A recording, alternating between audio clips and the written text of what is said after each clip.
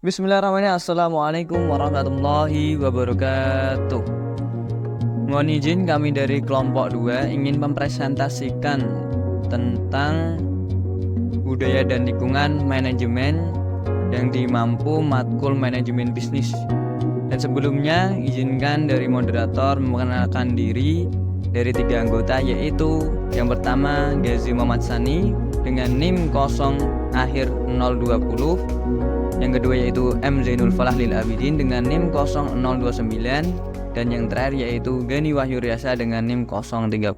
Untuk materi yang pertama yaitu tentang pandangan omnipoten dan pandangan simbolis. Yaitu yang pertama yaitu pandangan omnipoten. Apa sih pandangan omnipoten tersebut?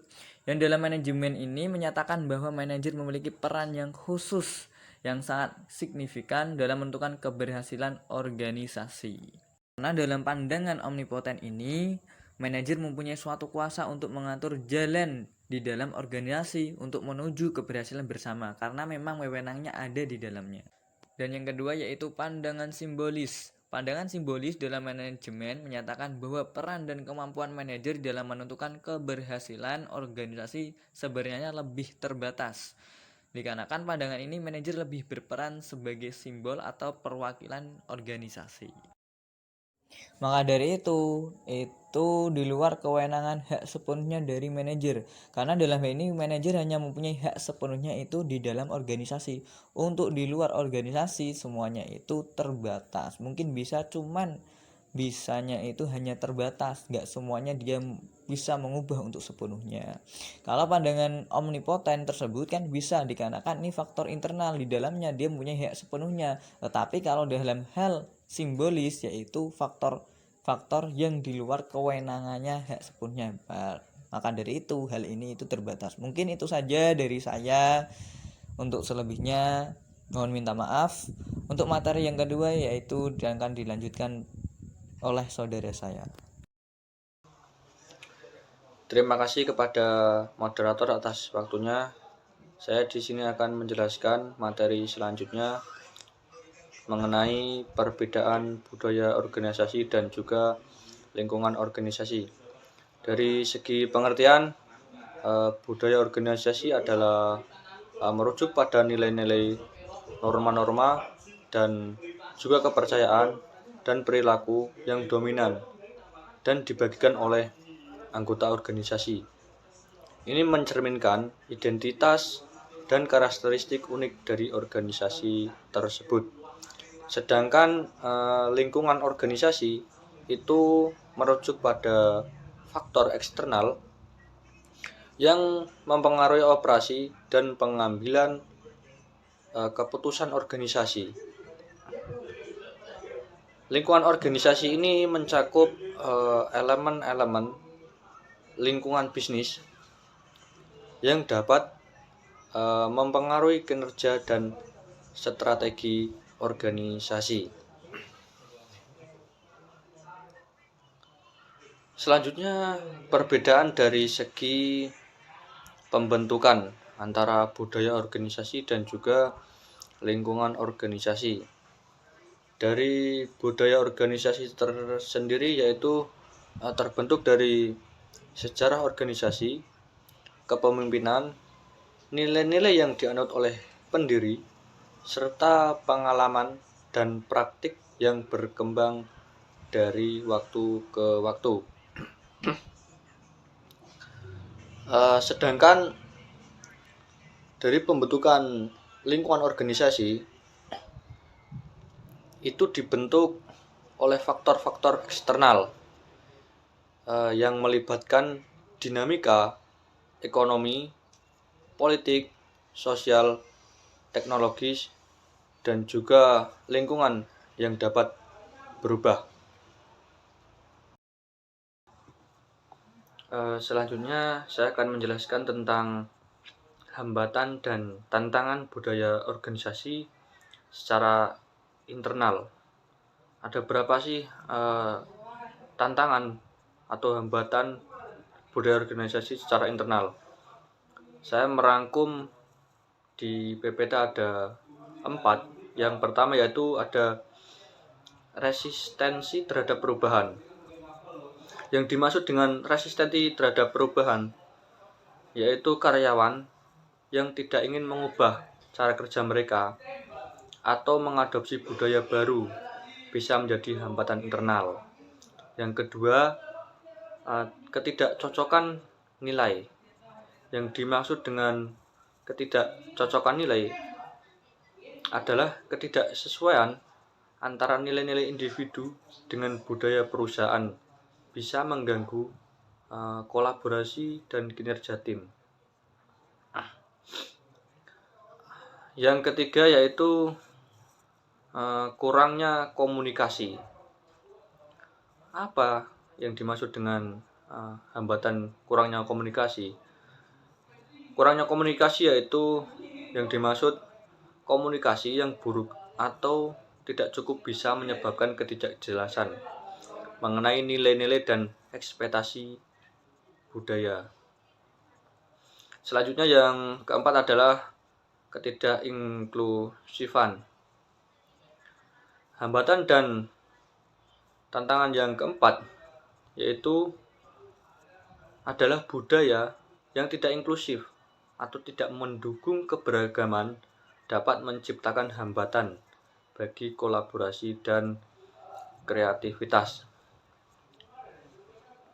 Selain dari 4 yang sudah saya sebutkan tadi, saya akan menjabarkan beberapa hambatan dan tantangan lebih lanjut, yaitu tantangan selanjutnya yaitu adalah kehilangan identitas. Apa yang dimaksud dengan kehilangan identitas? Yang dimaksud adalah kehilangan identitas adalah ketika organisasi berkembang atau berubah secara drastis, karyawan mungkin merasa kehilangan identitas budaya yang ada sebelumnya. Selanjutnya yaitu konflik tim.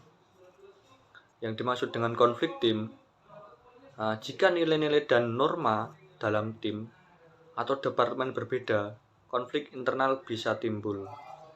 Yang selanjutnya yaitu hambatan dan tantangan budaya organisasi, ketidakjelasan peran. Di sini jika peran dan tanggung jawab tidak ditentukan dengan jelas, hal ini bisa mengganggu dari budaya kerja yang sehat. Selanjutnya, tantangan dan hambatan selanjutnya yaitu ketidakseimbangan kerja hidup. Maksudnya adalah jika budaya organisasi mempertegas bekerja tanpa henti, hal ini dapat menciptakan tekanan pada keseimbangan kerja hidup para karyawan.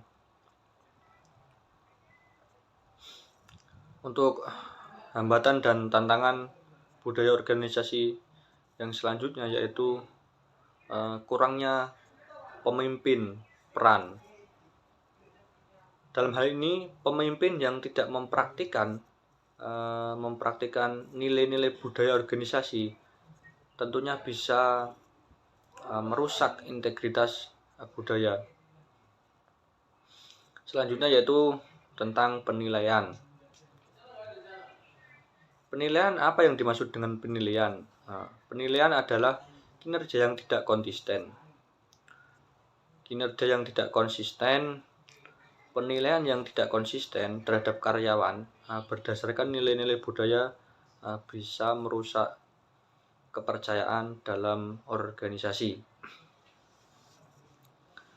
Dari semua yang saya jelaskan atau saya jabarkan tadi mengenai hambatan dan tantangan budaya organisasi, semua hambatan dan tantangan ini memerlukan perhatian dan tindakan dari manajemen dan karyawan untuk memastikan bahwasanya budaya organisasi itu tetap sehat dan berdampak positif pada kinerja dan kerjasama. Itulah kunci yang sangat penting.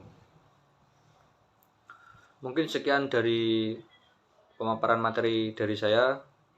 Saya kembalikan ke moderator. Sebelumnya terima kasih kepada Mas Zainul Falah. Selanjutnya di sini saya akan menerangkan tentang hambatan dan tantangan manajemen lingkungan secara eksternal. Itu ada 4. Yang pertama, perubahan industri, di mana tren dan perubahan dalam industri bisa memaksa organisasi untuk menyesuaikan budaya mereka agar tetap relevan dan kompetitif. Kemudian yang selanjutnya, yang kedua, yaitu ada teknologi baru, di mana kemajuan teknologi seringkali mengubah cara kerja dan berinteraksi di dalam organisasi. Menyesuaikan budaya dengan perubahan teknologi bisa menjadi tantangan. Selanjutnya yang ketiga yaitu ada persaingan. Persaingan yang ketat dapat mendorong organisasi untuk mempertimbangkan ulang nilai-nilai dan praktik bisnis mereka agar dapat bersaing secara efektif. Kemudian yang terakhir yaitu globalisasi. Beroperasi di pasar global bisa menghadirkan perbedaan budaya dan nilai-nilai yang memerlukan fleksibilitas dalam budaya organisasi. Selanjutnya yaitu contoh kasus dari kelompok kami. Misalkan dalam sebuah budaya berorientasi pada hasil, ada suatu perusahaan teknik atau manufaktur mungkin memiliki budaya yang berfokus pada hasil produksi dan efisien operasional. Mereka berusaha untuk mencapai target produksi dengan kualitas yang tinggi dan dalam batas waktu yang ditentukan. Dalam budaya berorientasi pada hasil, penting untuk menjaga transparansi dalam mengukur dan mengkomunikasikan hasil. Namun, ada juga risiko bahwa fokus yang terlalu kuat pada hasil dapat mengabaikan aspek-aspek penting lainnya, seperti inovasi, kualitas, dan kesejahteraan karyawan. Mungkin itu saja presentasi dari kelompok kami. Kurang lebih mohon maaf. Assalamualaikum warahmatullahi wabarakatuh.